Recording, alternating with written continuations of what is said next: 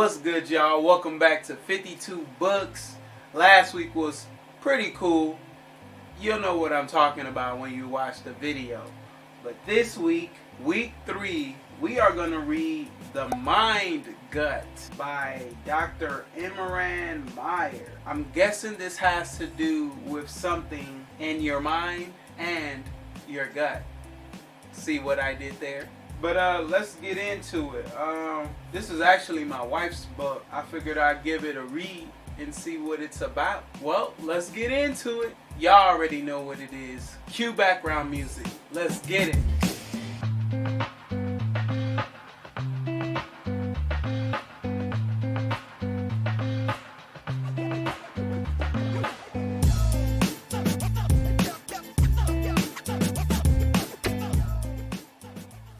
Yo, this book, you need to get this. So let me tell you what it's about, right? So Dr. Meyer, he proposes that we need to reestablish the connection between our mind and our gut. And so what he says is, in the beginning of medicine, doctors and physicians were focused on fixing the machine of the body, so physical stuff. They were focused on fixing that, and so whatever was wrong, as long as you fixed the mechanics, the machine of the body, everything was good. However, when things like cancer started to come, they would just pump it with antibiotics and radiation, again, focusing on the machine. And when different diseases started to develop and come to the human body, medicine didn't know how to properly handle it. And so he proposes that to get to optimal health and to live in optimal health, you must reconnect the connection between the mind and the gut. And he goes and says that they attacked everything, but they forgot about the brain. They forgot about how the brain factors everything in, and it is through that people can find and obtain optimal health. Dr. Myers proposes that we need to get to know our second brain, and he calls the gut the second brain. And actually, there are 50 to 100 million nerve endings in the gut, is the same number or more than those that are found in the spinal column. So the gut has tons and tons of nerve endings. He also says that serotonin, which is thought to be produced in the brain, is actually produced in the gut. And though the brain produces 5% of serotonin in the body, the gut produces 95% of the serotonin in the body. And what serotonin is, it is the molecules that send signals between your gut and your brain.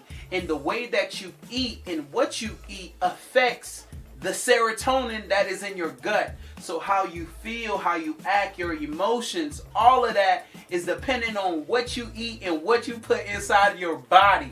Isn't that crazy? Ridiculous. The next point that he makes is that we must have a diverse gut culture. Our gut should have high diversity, where if we have low diversity, we find more health problems and more health issues. But with high diversity, there's less chances of that. So children, they are born with a less diverse gut system.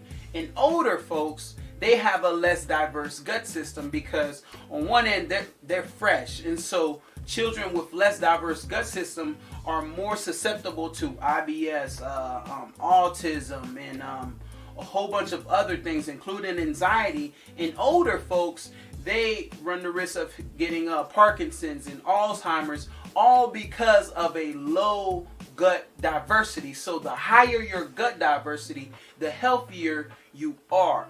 And I thought that was amazing. So strive to have a high gut diversity. Lastly, he tells this story about this man named Martin. This guy named Martin was a hunter-trapper, and he got shot by a musket at a yard away. And so he had a hole in his stomach, a hole in his abdomen. And it was this doctor on this army base named Dr. Beaumont. and or Beaumont, however you want to say it. So he goes and he treats Martin, but because there was a hole in this man's stomach, he couldn't like close it up, like the actual stomach, not your stomach, but the stomach where the food at. And so obviously Martin couldn't hunt and trap anymore because it was painful. So Beaumont employed Martin at his house to do little light mechanical stuff. And while he was there, Beaumont will run tests on Martin to see how the stomach acids work. So he would tie pieces of meat, pieces of cabbage, pieces of whatever, and because the man had a hole in his stomach, he would dip it into the man's stomach. It's gross. It is crazy, but he would dip it into the man's stomach. Sometimes Martin would get angry, and what Beaumont found, and he was the first doctor to find this out, put it out there so people could know, is that our emotions affect our digestion. So when Martin would get angry, as he would dip, as Beaumont would dip the meat inside his stomach, the digestion process would slow down. And that in itself is ridiculous. So far, the mind-gut connection needs to be established, and we need to have a high diversity in our second brain, which is our gut, which improves our health.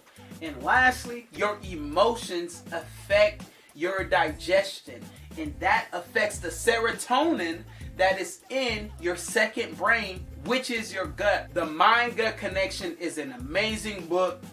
I'm all in. I already got little tabs up. I'm all in. So if you like this video, like and subscribe, man, because you know we want people to know about this. Let people know about their gut, man.